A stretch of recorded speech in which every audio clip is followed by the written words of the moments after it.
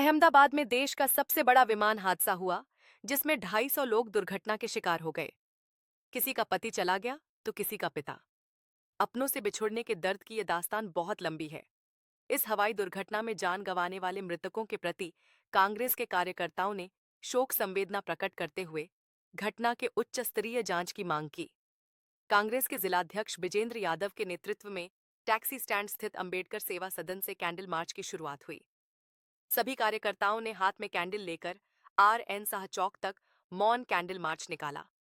इसके पूर्व 2 मिनट का मौन रखकर मृतात्मा के शांति के लिए प्रार्थना किया।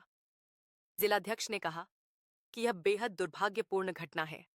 उन्होंने कहा कि जिस विमान की अवधि पूरी हो गई थी तो उसका परिचालन क्यों किया जा रहा था।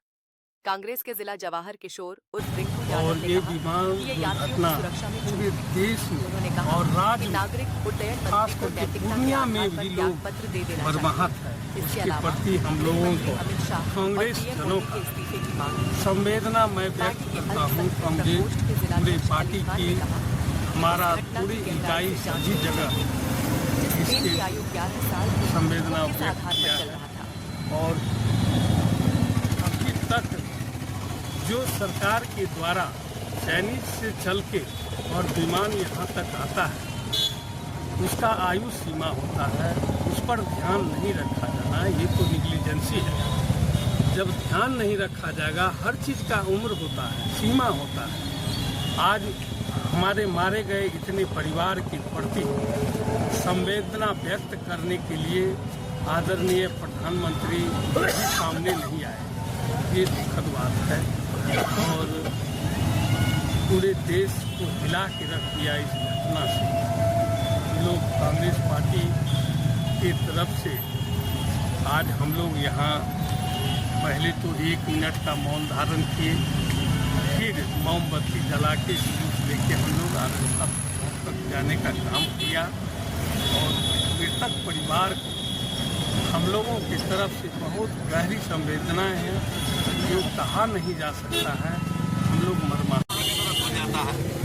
244 आदमी डेथ कर गए, उनके परिवारों के प्रति हमारी संवेदनाएं हैं और उनका ये दर्द कोई नहीं दे सकता है।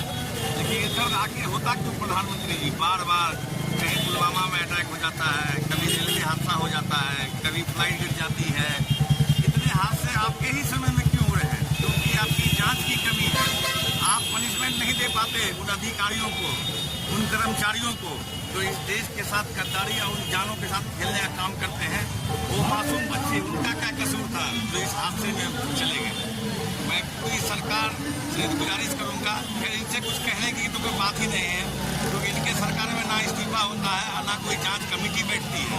और कोई भी अगर गवाही देने की भी कोशिश करते हैं सरकार के विपक्ष में, इनके पूर्व मंत्री या पूर्व सचिव या पूर्व उपराष्ट्रपति, तो उनको भी ये लोग दबा के कभी मार देते हैं, कभी घर में नजरबंद कर देते हैं।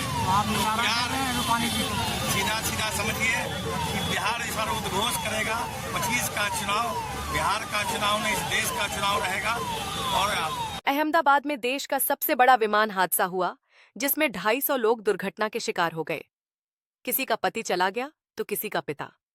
अपनों से बिछुड़ने के दर्द की ये दास्तान बहुत लंबी है। इस हवाई दुर्घटना में जान गंवाने वाले मृतकों के प्रति कांग्रेस के कार्यकर्ताओं ने शोक संवेदना प्रकट करते हुए घटना के उच्च स्तरीय जांच की मांग की। कांग्रेस के जिलाध्यक्ष विजेंद्र यादव के नेतृत्व में टैक्सी स्टैंड स्थित अंबेडकर सेवा सदन से कैंडल मार्च की शुरुआत हुई। सभी कार्यकर्ताओं ने हाथ में कैंडल लेकर RN शाह चौक तक मौन कैंडल मार्च निकाला। इसके पूर्व 2 मिनट का मौन रखकर मृतात्मा के शांति के लिए प्रार्थना किया। जिलाध्यक्ष ने कहा कि यह बेहद दुर्भाग्यपूर्ण घटना है।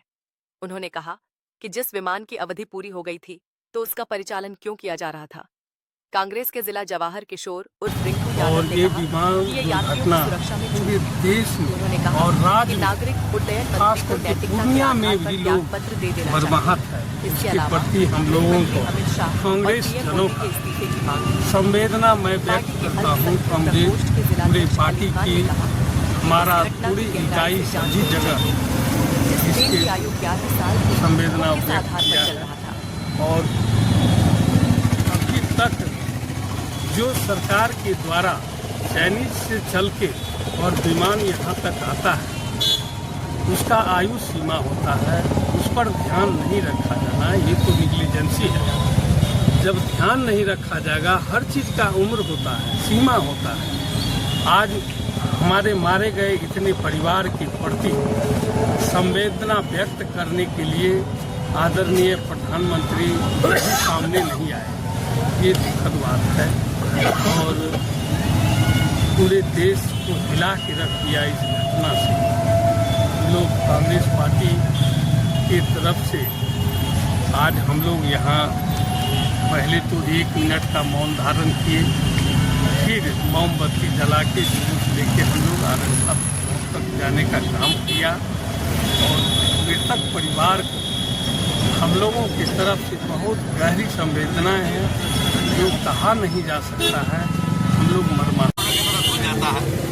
244 आदमी डेथ कर गए, उनके परिवारों के प्रति हमारी संवेदनाएं हैं और उनका ये दर्द कोई नहीं दे सकता है।